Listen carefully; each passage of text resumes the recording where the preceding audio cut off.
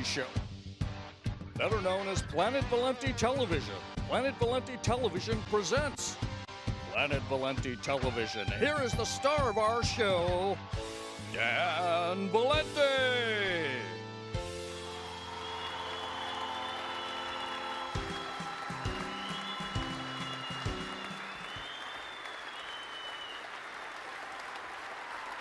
You're too kind.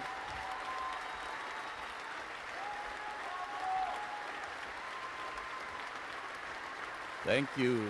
Thank you very much, Don Pardo. That was a great introduction. Locks Lounge West in Palm Springs. No place like it. I'll tell you, I've been kicked out of some pretty interesting places in my life, but that's one of the best. Thanks for joining us tonight. Planet Valenti Television here, coming to you live from the outskirts of Pittsfield, Massachusetts, and environs. Really, who knows who will end up watching this show? Our beams will be broadcast throughout space. Maybe someday an alien civilization will pick this up, and I will become a ruler of another planet. But Planet Valenti right now and planetvalenti.com is good enough for us at the moment. We had quite a busy week this week. In case you were out of the loop, we'll try to bring you up to date on some of that. Back by demand and by orders, the Generalissimo has issued some orders that we show more footage, and we will have that later on in the show. We hope to have the empty suit with us. Yeah, it's, I think, quite a thrill. Yeah. Oh, come on now, be kind. Now, yeah. He'll come on, we'll ask some questions, some interesting things going on regarding a suspension without pay of a department head, a proposed move of 40% of City Hall office space into a separate building, dividing City Hall by two, and maybe somewhere along the way, if you can figure this out, and sure, white, black, more like the duality of man, right? We're getting a little heavy here. Little symbolic, deep thoughts. So make of that what you will. We kind of liked it. We were talking before the show. We call it what? The Frank Gorshin Star Trek effect, to divide it up like that. Let me just sip some of my nectar. We'll come over to this position here. That kind of looks great, doesn't it? Look at that. The left half, as you look at it, is white. The right half is dark. The imp of the perverse, the divine Edgar Allan Poe, one of my writing heroes, called that tendency in all of us. How sweet it is. Ugh. You borrow from the best, right? The great one. And Poe actually wrote a story by that title, The Imp of the Perverse, and it deals with something we all struggle with, our human condition being what it is, and that is we are capable of the highest good, the greatest morality, great ethical actions based on the golden rule, do unto others as you would have them do unto you. And at the same time, we are capable of the most horrendous deeds, evil. You look at the world wars, not just of history, but look at the regional conflicts that are going on. It's almost that reached the point where you don't even want to look at the news anymore. It's kind of this piling on of depressing event after depressing event. That's why it's good to kind of bring it all down, focus in on localities and individual communities, such as we do with the city of Pittsfield, both here on Planet Valenti Television and our website, planetvalenti.com. And if you were with us this week, the Fortress of Solitude was a busy place. We broke a couple of stories, and it's always fun to watch the other media, when we break stories, try to catch up with us. And they do their best. Someone joked that the Planet should receive assignment editor pay for the Berkshire Eagle, otherwise known as the boring broadsheet, because they tend to monitor what we do and then take up on it when they feel it's safe.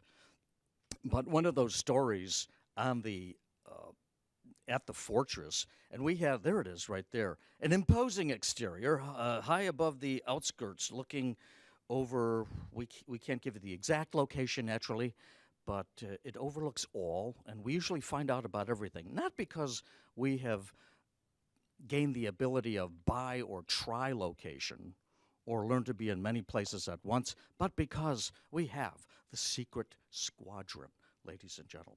The secret squadron, that collection of talent, people who are plugged in to what is going on, particularly with public life, people in elected office, folks in appointed office. They act as conduits for us, undercover. Some people kind of like that. You know, I've been watching on YouTube some past episodes of one of my favorite shows. It was a Western. You might remember it in the mid to late 60s, Wild Wild West. And it had to do with these two secret agents in the mid to late 19th century, James West and Artemus Gordon. And they did the secret agent thing. That was at a time when The Man from U.N.C.L.E. was on television and James Bond was making headlines. What was the James Caan, not Jim Coburn vehicle? In Like Flint.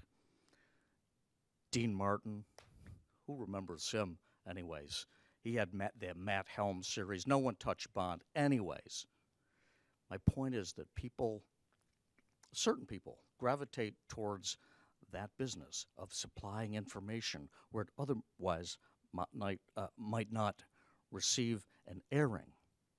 And that's who pretty much responds and corresponds to and with us on the planet. We have our spies, our gumshoes, our Z agents, and otherwise civic-minded citizens, either in office or just ordinary taxpayers who are just getting pummeled to death in the city of Pittsfield with a rising budget every year. There's our secret squadron right there, some of the officers, and they gave us some good information this week. They make these things possible, and we have, no one has the contacts that we do. We've built them up over the years, and when we started PlanetValenti.com, we were not intending to become an investigative source of journalism. We weren't going to do that stuff. We weren't going to break news. We were just going to comment on news. But we used the tag news and commentary.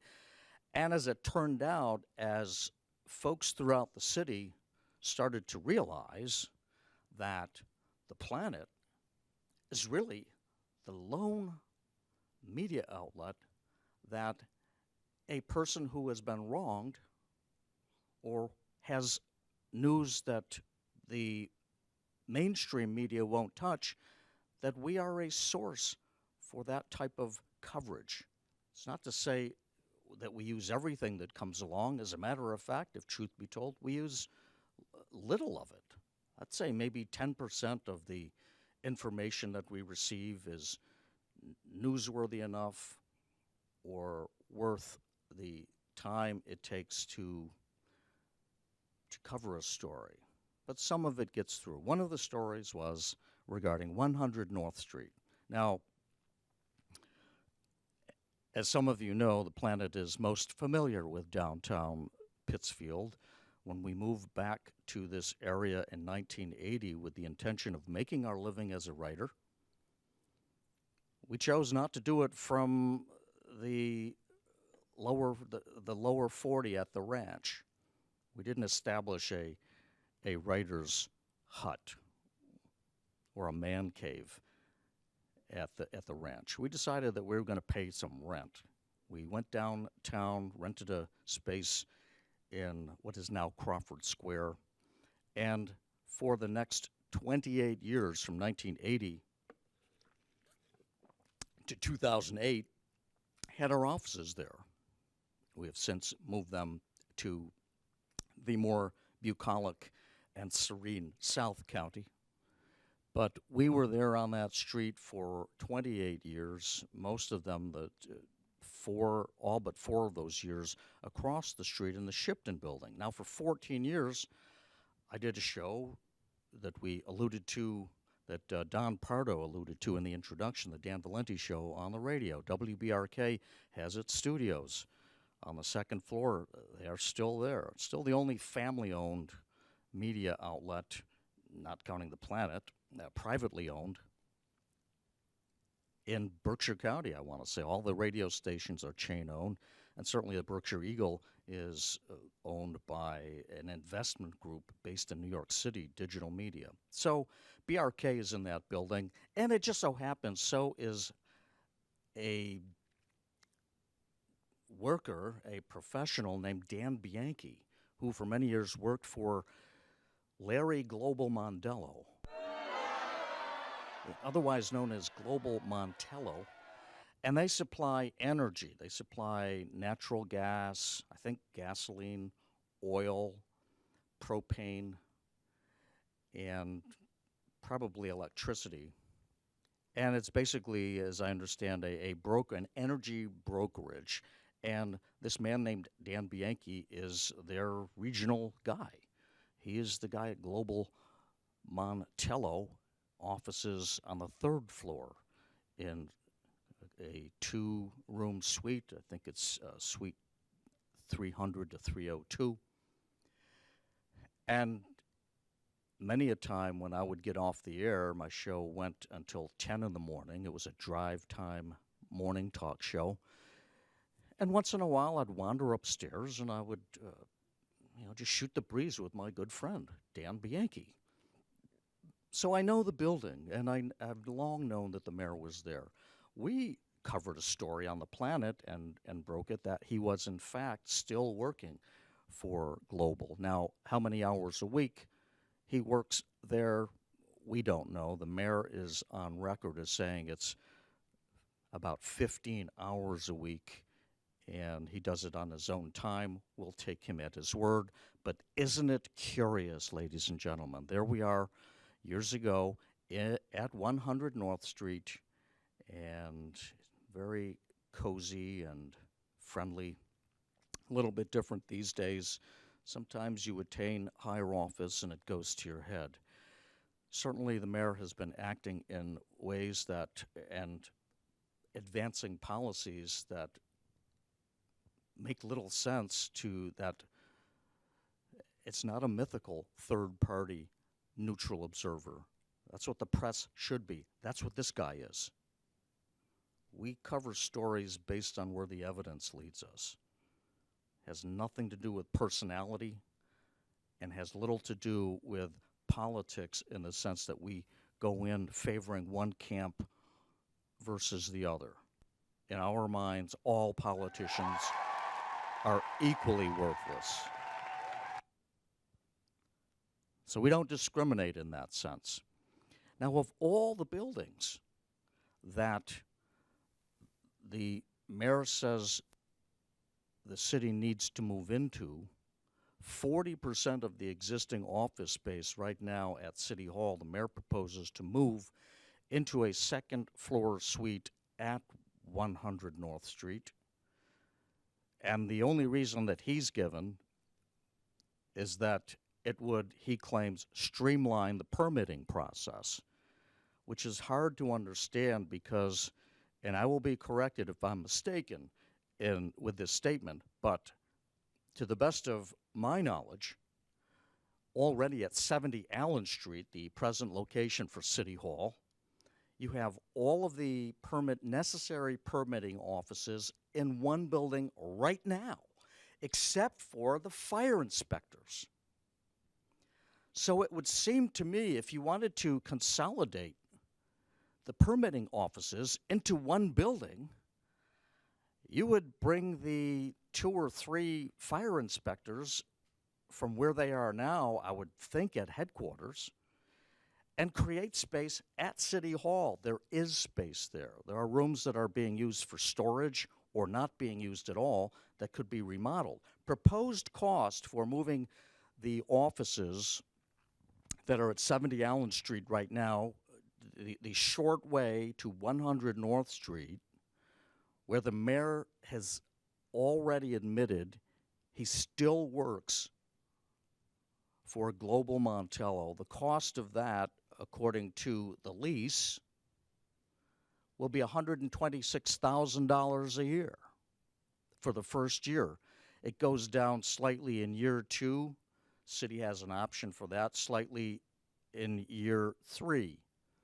The final year would be $108,000. I think year 2 would be $117,000. The move makes absolutely no sense, except perhaps it would be, I would say, convenient, and we're not making charges here, but we're stating a fact. If the mayor has his offices at Global Montello on the 3rd floor of 100 North Street, and 40% of City Hall is operating on the 2nd floor just below him, it would be mighty easy to sneak upstairs to the 3rd floor on the taxpayer's dime. There have been reports that that is going on now. I've personally not seen the mayor do that, but I have people who say they've witnessed on city time the mayor going across the street to 100 North Street. I don't know. Maybe it's legitimate, but it is an odd coincidence. And if you go and look at the RFP, let me just come over here to the middle camera, if I may, just to kind of give your eyeballs a break. And then we'll, I think, hear from the Generalissimo. We got one other topic to bring up. But if you consider the move just as a policy, why would you want to do that? Is there an incentive we don't know about? The RFP, the request for proposals for finding a space, a suitable space, if you read it, it almost looked like it was designed in a way so that the only building that could meet the requirements that the city set out in its request for proposals in its RFP would be 100 North Street. The RFP called for a building within 2 blocks of present City Hall. It had to have, I want to say, 9,000 square feet of contiguous space. Don't hold me on the numbers. I'm going from memory. I think that's accurate. And there were almost an alphabet soup of requirements that any landlord who wanted to submit a bid for the city to move 40% of its offices, they would have to meet these. And if you go back and look at the requirements, it would almost seem custom made. The RFP fit this building like a glove. And it's a wonderful building. I love the building. It's that classic kind of Roman Greek architecture. It has the Corinthian pillars, or maybe they're Doric, in the front. And a mighty impressive building. But that's not the issue. The issue is taxpayer money. The issue is why this move all of a sudden. And the mayor has not made the case whatsoever. There is a move afoot, and we wrote about it today at planetvalenti.com, for the city council to push back a little bit. Now, the council's only the co-governor in the city of Pittsfield. The mayor is not an absolute dictator. He does not have that type of kingly power, whatever he might privately think. And I'm not privy to those thoughts. But the council, by charter, is a co-governor. And at the next city council meeting, which will be Tuesday, might be one worth attending to see how this plays out. Council at Large Barry Claremont intends to submit a list of questions in the form of a petition, a list of questions for the mayor that he has regarding this proposed move from 70 Allen Street to 100 North Street, dividing City Hall into two buildings where now it's one for the sake of efficiency. The Planet has communicated with the majority of city councilors. We're only waiting to hear from a couple more, and everyone has questions about it. Everyone we've talked to or communicated with has numerous questions. And for the council to push back in its rightful role as co-governor, it simply needs to approve this petition. If Councilor Claremont's petition is approved, that is, if it gets 6 votes, it will be sent to the mayor, and the mayor is required. He cannot pretend he didn't receive this, as he does with our continual requests for him to comment on the various stories. As we wrote today, we would like to hear from him. We would like his rationale. We would like to know why he's doing the otherwise puzzling things that he's doing. And we will again issue an invitation to come on this show in person, not as the empty suit, but in the flesh, and share with us his thoughts. So the council is going to, through Claremont's petition, will have this list of questions, and it's a moment of truth for this city council. It will declare how it conceives itself. Does it see its role philosophically as a co-governor along with the mayor, or is the council a mayoral lapdog? Is that what they do? Well, we'll know on this vote, I think. If it's 6-5 or 7-4, if that goes over to the mayor's office, the mayor on the September 2nd meeting, which will be the next one following, the council meets once a month in August, will have to either in person himself report to the council with answers to the questions or send a representative. So we broke that story on 100 North Street. As you can appreciate, we will never divulge our sources except if they give us permission. And I wish to God more of our informants would do that. But I'll tell you what, there's a lot of fear in this city, and I'm just going to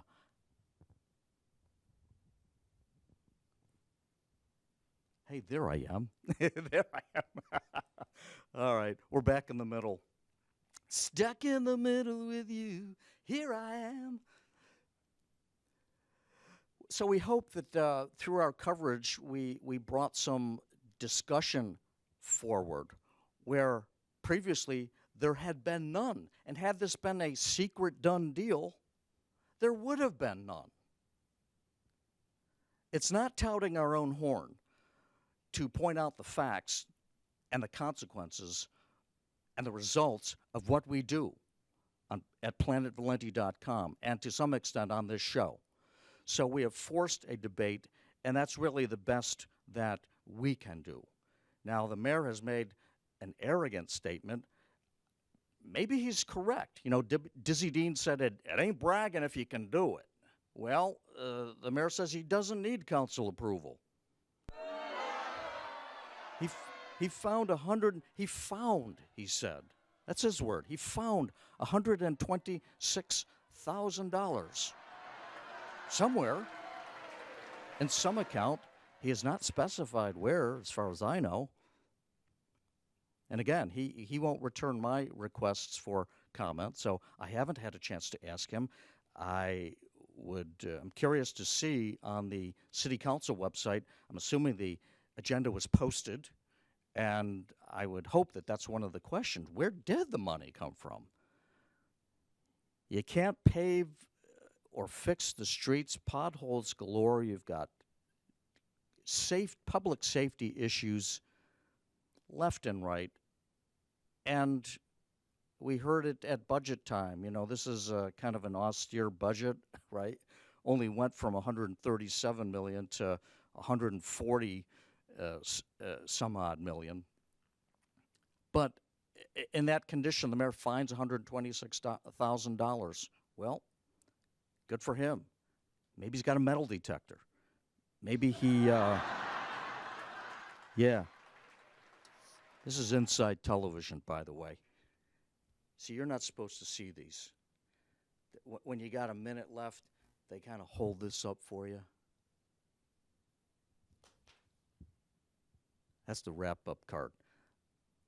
That's where they basically get the hook ready to yank you off stage if you're not off in time. And 30 minutes, and 20 minutes, and 15 minutes, and 10 minutes, and 5 minutes. I feel like I'm in a plane right now running out of gas, looking for a place to land. So just a little inside TV there for you. But maybe, I don't know, maybe he found it. And I was just going to do, it's always dangerous to do improv live without rehearsing. But, he's got one of these. Can you get a long shot of that? Yeah. It's kind of.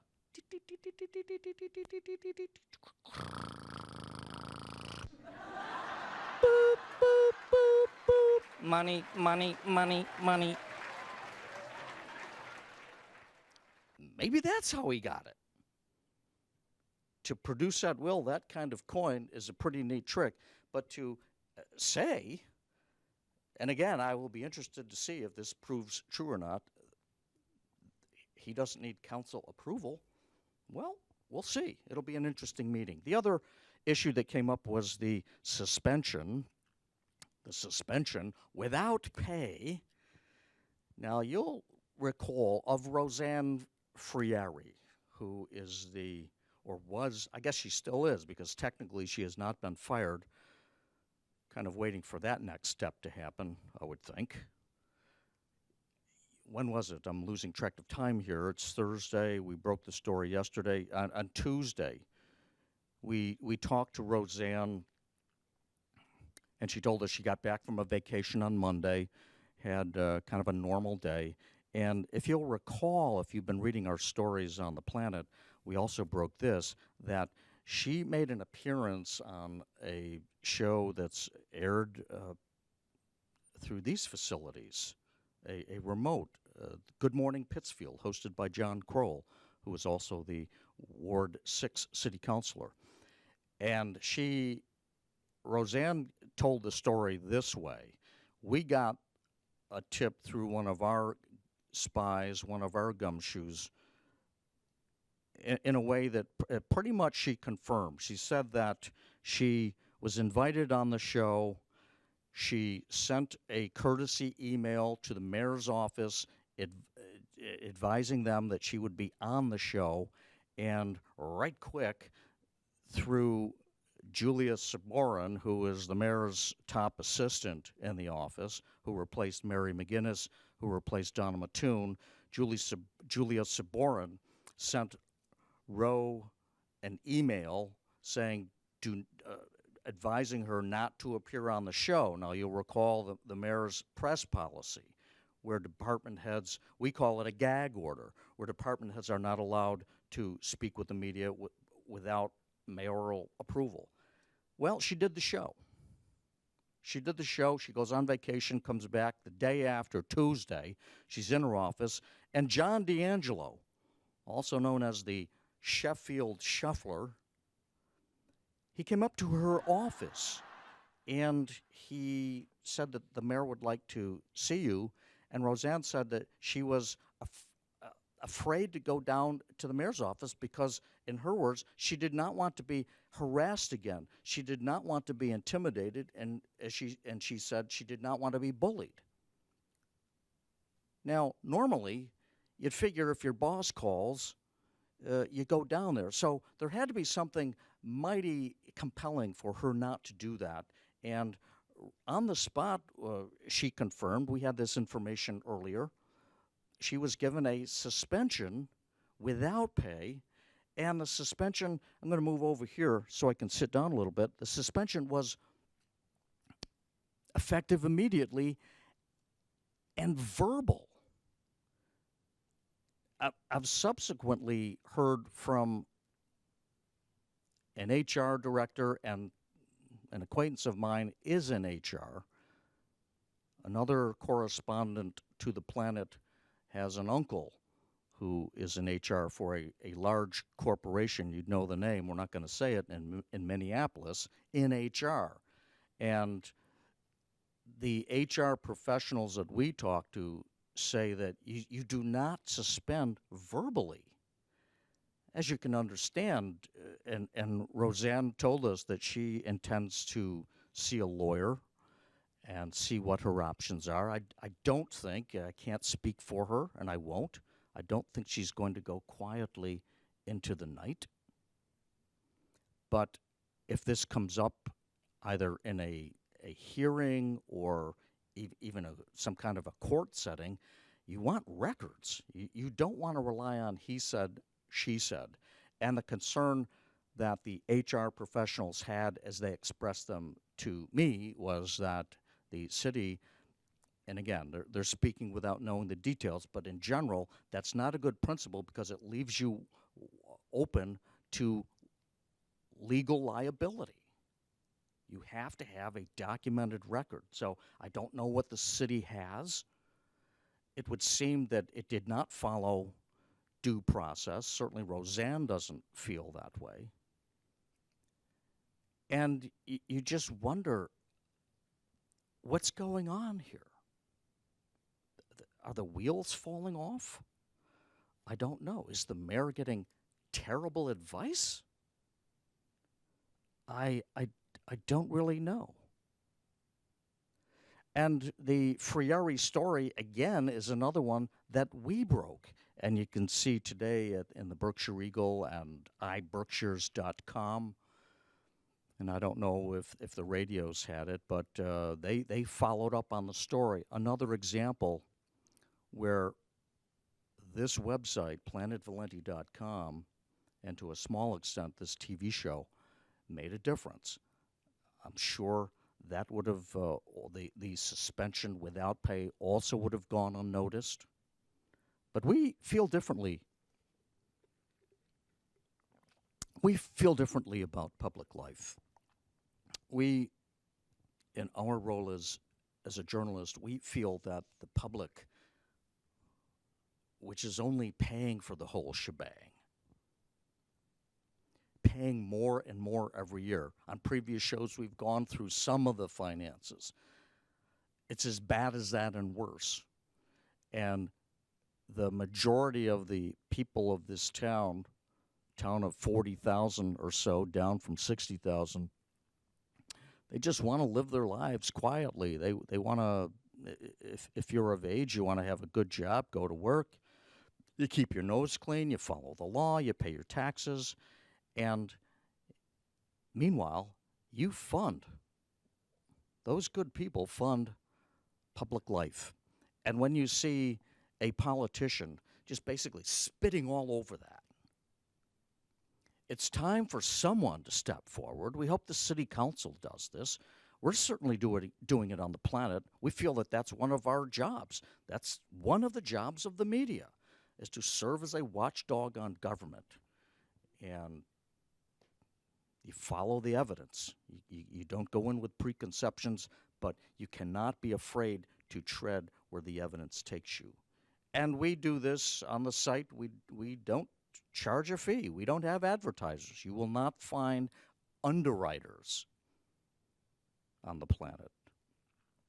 We could have easily gone that way, but we have done that all of our working careers, either through newspapers or radio stations, always someone paying the bills.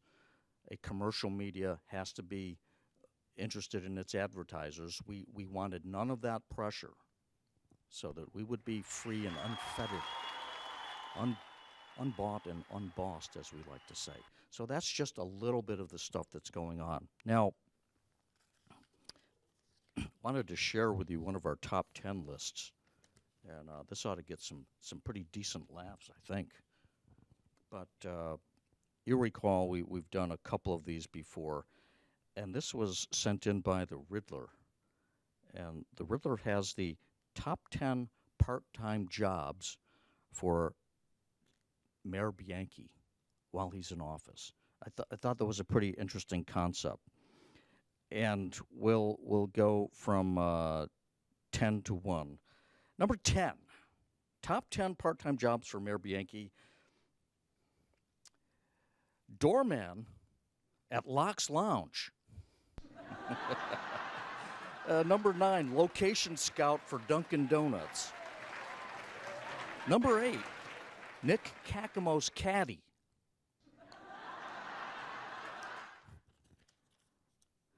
Number 7, referee for the WWF when it comes to the boys club. Number 6, private batting instructor for Mark Belanger and Tommy Grieve. Number 5, this would be a great part-time job for the mayor, who is only collecting his salary of $87,500 a year, plus bennies worth probably 25 to 30%, plus whatever he's taking in at Global Montello. He could also be, number 5, the new Obie Joyful. Number 4, usher at the Union Square. And I'll tell you, I remember the days when there was a Union Square and when there were ushers, and they wore bellboy uniforms. That was the first time I fell in love with a uniform, I think, when I saw the usher at the Union Square. Number 3, stock clerk at Endicott Johnson Shoes. Number 2, elevator operator at England Brothers. He could also do the escalator, too. That was the first escalator I ever saw in that store. And finally, number 1, the night watchman at Dottie's, which has only been broken into, I don't know, 2, 3, 4, 5 times. So that was the top 10 list. We thank the Riddler for that. Let's go to some clips now. Let's go to our public service announcement here while I just sip a drink. And and we also have some Generalissimo, and I'm trying to decide here and decipher his orders. Now, he doesn't make requests. The Generalissimo, see, he's not a democratically elected public servant, as Mayor Bianchi ostensibly is. He is the ruler. He decides by fiat. And he decided that we would have to show some clip of his in the time remaining. And we have several that we have yet aired. And the Generalissimo kind of slips in and out of town as he is wont to do and at his convenience. And we, of course, wanting to remain in good stead with the Gen, as we call him, we want to kind of give him what he wants. That's kind of the safe thing to do. I learned that at the North End. So let's not go with, I think next week we'll show the long one. Maybe if we have time. Do we have the couple of brief clips there? Yeah. Let's go. One of the interesting experiences that the Generalissimo had and he couldn't figure out was, and you might laugh at this, I hope you do, but it's how to cross the street. And where he comes from, as he says, he get kicked out of a lot of countries, Paraguay, Uruguay, Fredonia, et cetera, et cetera. They don't cross the street that way. But he was on North Street, and he came across, I think it was the crossing near the old Newberry's building, the Central Block. And if we've got that, let's show what happened.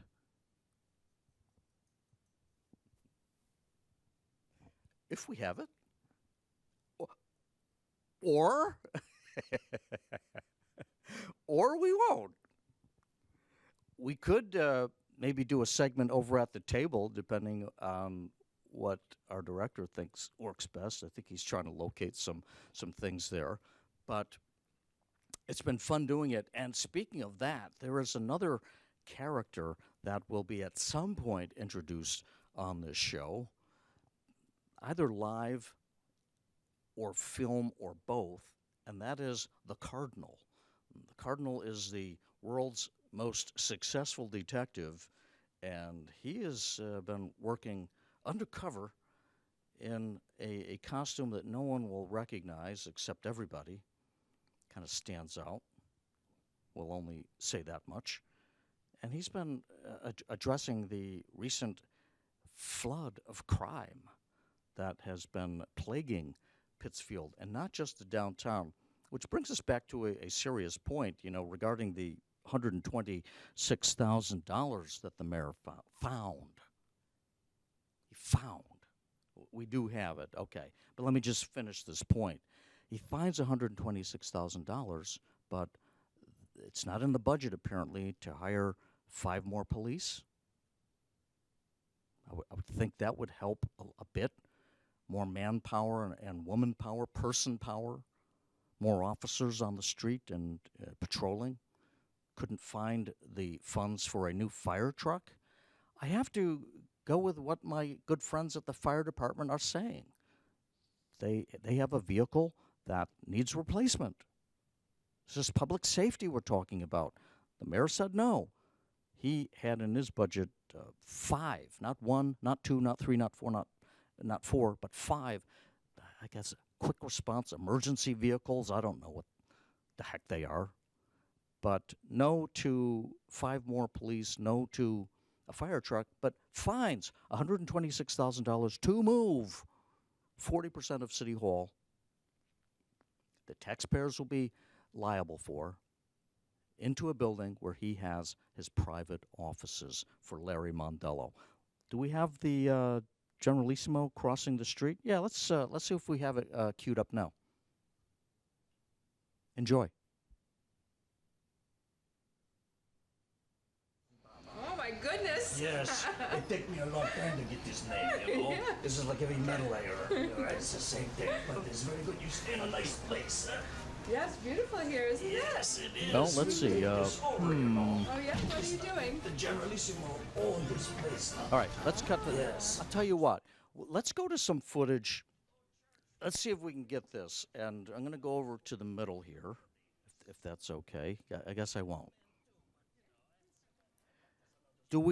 Could we get, we've got exclusive footage now. We said how people change sometimes when they get into higher office, particularly higher public office.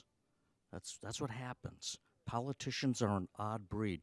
Nikita Khrushchev said that a politician is the type of person that will build a bridge even if there's no river, just to show they're doing something.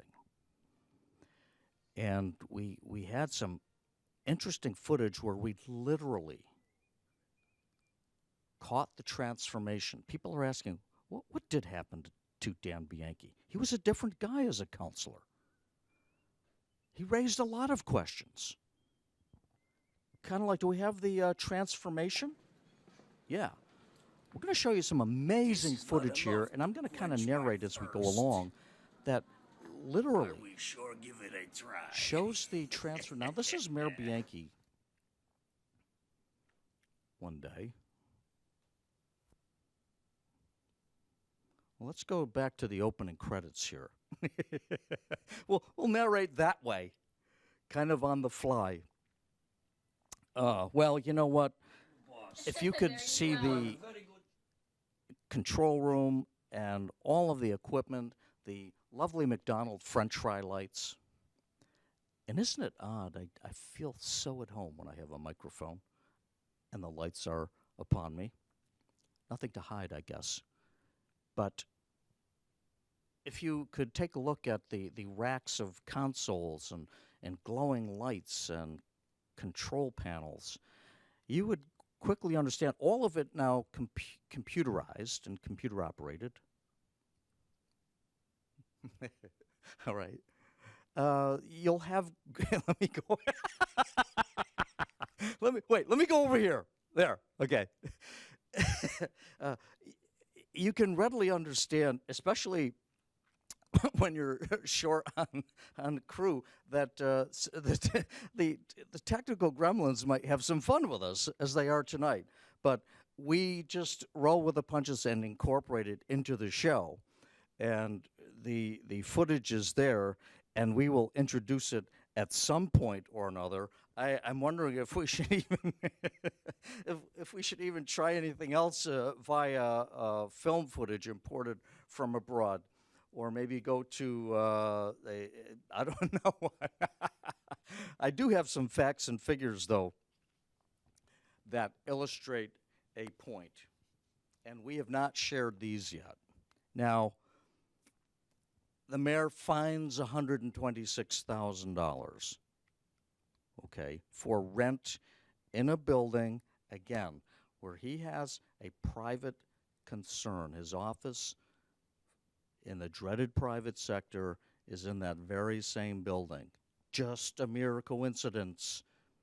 Just a Pittsfield coincidence that that 100 North Street is the building that they want to move into? I wouldn't suggest otherwise. So where is the money? Where do you find money like that? I don't know, but I do know there's lots of money in that budget that could be cut without missing a heartbeat. And I'll tell you where you look first. You look at the department that is consuming right now 70% of the city budget. 70 cents out of every dollar, and I'm addressing this to you, Mary Jane and Joe Kapansky. We the people, ze plebista. John Q. and Mary J. Public, the taxpayers. You go to the school department, 7 cents out of every dime you send in is being eaten up by the schools. And yes, you have to fund education, but you just don't blindly throw money at it without results. Where are the results? Why are parents pulling pupils out of Pittsfield public schools in droves? Why is it costing the city every year in lost income $3 to $4 million? It's because the schools are so great, because they're doing such a good job. Well, I'll tell you something. When I become the mayor, no, you didn't hear that. But we just went through, in such an eventuality, if we had an opportunity, which we do right now, and we do want to share this. This is even, I won't say it's more important than the Generalissimo. Nothing is more important than the Generalissimo. But here it is. Okay, this is in the school budget right now. Used to operate, remember, with one superintendent and a secretary and maybe one or two other administrative posts. This is just a small portion of what's in the school budget. There are 1.5 positions. So there's a full-time and a part-time community coordinator. What the hell is that? Guess what the cost is? Bianchi approved I'm not making this up, $126,623. Maybe that's it. Maybe he got rid of 1.5 people in the school department. I want to know if it was the top half or the bottom half of that half a person. $126,623 for community coordinators. That's up, by the way, from $103,000. So FY14, you spend $103K, and taxpayers, whatever they do, you're spending $126,623 for 1.5 positions. It's pretty good money. You have 9 deans of students. Speaking of Dean Martin, right? What's a Dean Martin? We have 9 deans of students now at, I'm assuming that they're at the various campuses, the 2 middle schools and other schools. Deans of students, back in my day, well, Yeah, you'd have a dean of students at Union College. We had one. We had a dean of students at Syracuse University. Even graduate school, yes, has academic deans. Middle schools, grammar schools. So there are 9 of these. That's in addition to 12 principals now. So you got 12 principals who are making $1,058,017, and they are assisted by 9 deans who are making in FY15, which we are in right now, $700,615. That's up from $632,068 when Dan Bianchi first took office. He first got in, took the oath of office in January of 2012. Pittsfield was paying, even that was excessive. Why do you have deans when you have principals? It's crazy. Is it because the schools, the classrooms are out of control? That the administration is fooling us or not telling us the truth when it says it's got the anti-bullying policies, the anti-smartphone policies in the classroom? Well, we've got 9 of those deans. When the mayor was first in, it was $632,000. It's now 700. Let's call it $701,000. There are 5 attendance paraprofessionals. They fly over in a Piper Cub over the various locations and parachute out. That's why they're called paraprofessionals. And they land, I guess, on the school grounds and do the job that you have the attendance officers doing. So there are 5 of those, up from 82,000. We're going to round these figures out. Up from 82,000 to 105,000. This is where your money is going. Again, look at the results. Is this an investment? The mayor had the audacity to call this crackpot move to 100 North Street, City Hall offices, an investment that would produce a return. Let me tell the mayor something. It's not an investment when you throw money down a sinkhole. That's what the move to 100 North Street's doing. That's what it's layered like phyllo dough. This school department budget has, and over the years, they have snuck in these layers of positions, each with great benefits, each with benefits that are far better than you get in much of the dreaded private sector. 5 attendance paraprofessionals, 106,000 just about. Now, this is the budget, to use another one of the mayor's catchphrases that he called, this is a quote, fiscally prudent. This is fiscally prudent. Property taxes will satisfy, and this is a quote from the mayor. The question came up, how can we afford all of this? And the quote was, property taxes will satisfy the differential. Don't you just love that?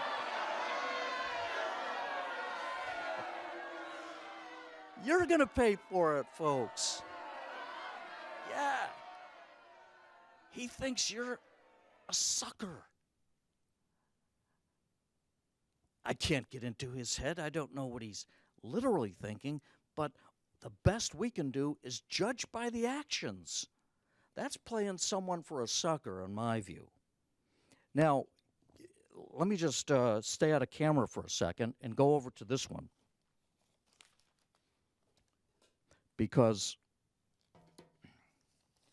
I wanted to bring up another catchphrase that, again, it hit a nerve, and we judge that on the reaction we get at the Planet. And we've got a couple minutes left, and so we'll probably conclude on this note. But we had an interview, and if you want to read something interesting, go to planetvalenti.com today.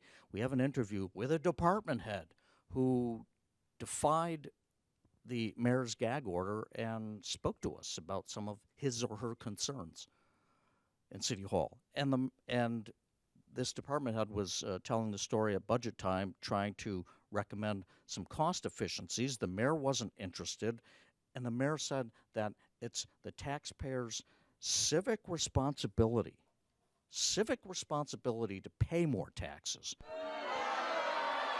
Really? Really? So this is what we're dealing with, folks. And help has to come from somewhere. The 2015 election cannot come too soon.